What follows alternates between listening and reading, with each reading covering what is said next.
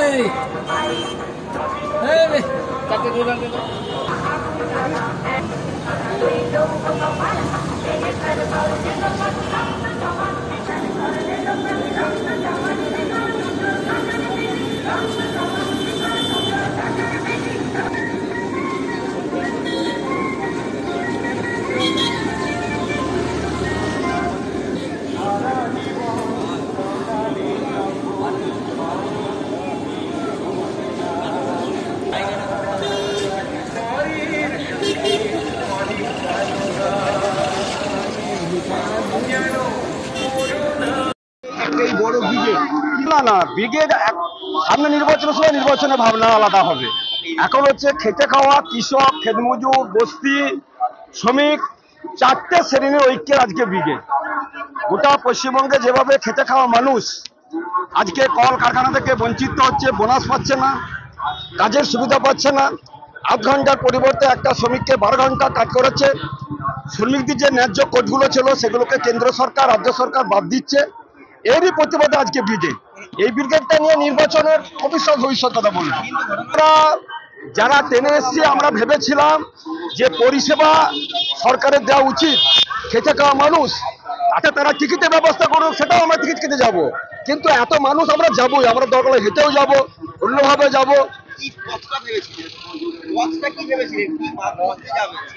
বাড়তে যাবো যে আমাদের গরিবের যে অধিকার, খেটে খাওয়া মানুষের অধিকার, দরকার আমরা প্রয়োজন হলে হেঁটে যাবো।